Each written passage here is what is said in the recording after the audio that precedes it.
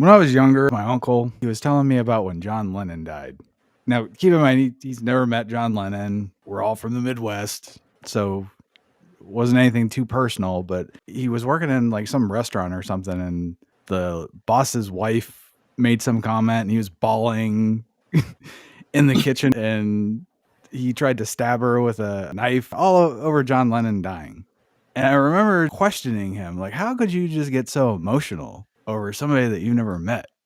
And I never understood that until this week.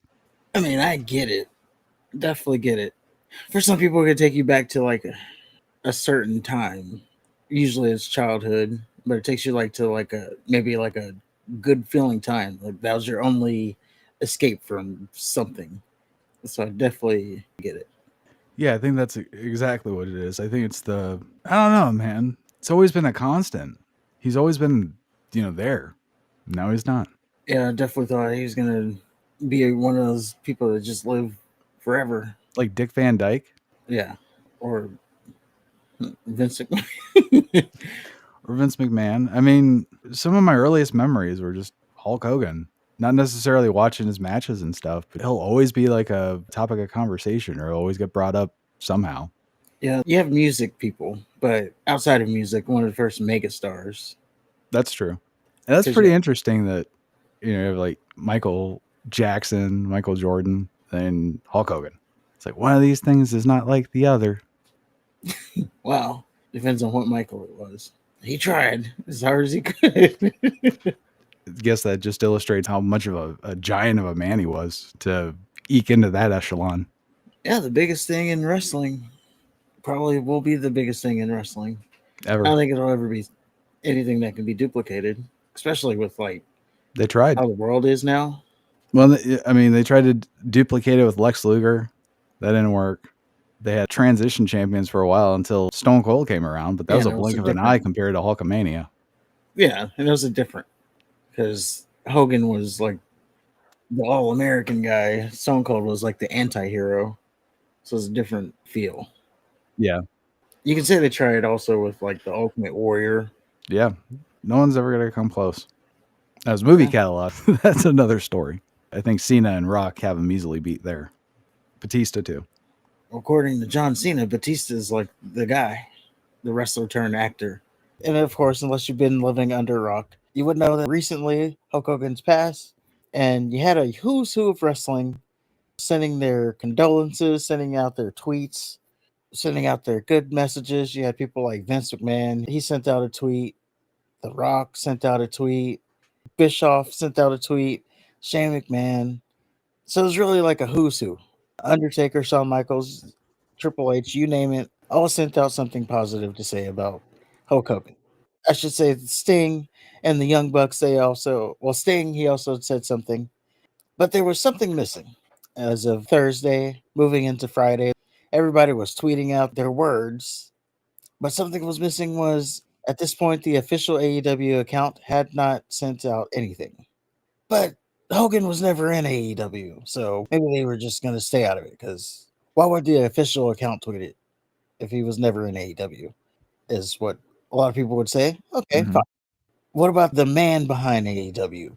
As you know, he is a big wrestling fan, a historian, if you will, of wrestling. Tony Khan, what did he say?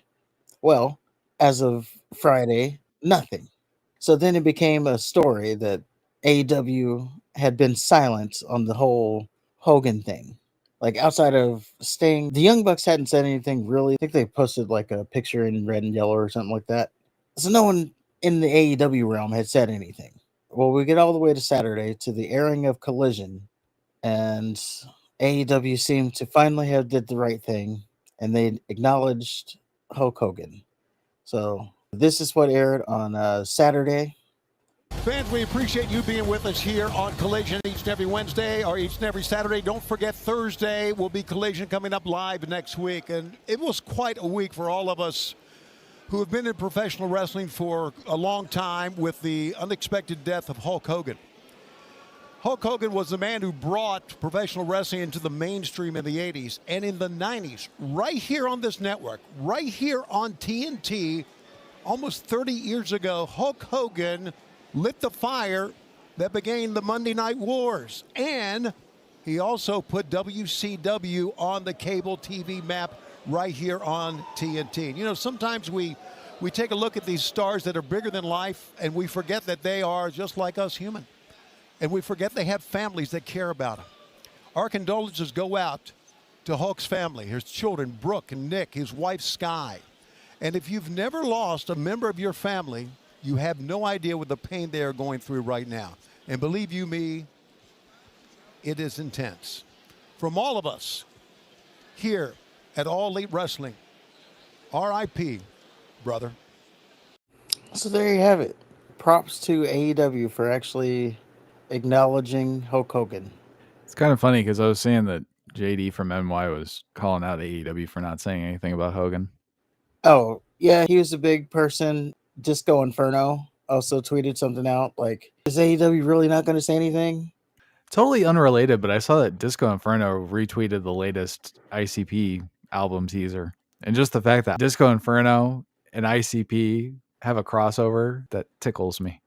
Just the fact that ICP is still going is something in itself. Oh, they're cockroaches, dude. But yeah, as we were talking about the fact that AEW finally acknowledged Hulk Hogan, there were people who were getting upset, like Disco Inferno, JD from New York. They were getting upset that this isn't being acknowledged. So looks like AEW was just waiting. So good for them. Because I'm sure the fans have taken this so kindly. So let's see what fans are saying about the sitch. So doing it on a show that draws the least amount of eyebrows is definitely a decision. Happy now, guys. I like AEW, but this is beyond petty. You know what you're doing. Yeah, y'all were better off not saying anything. Somehow people still won't be happy. Waiting for those people to complain about it just being a commentary piece and not a grand spectacle. I don't know. Of course, you're going to have people who are upset with it. Thus is social media.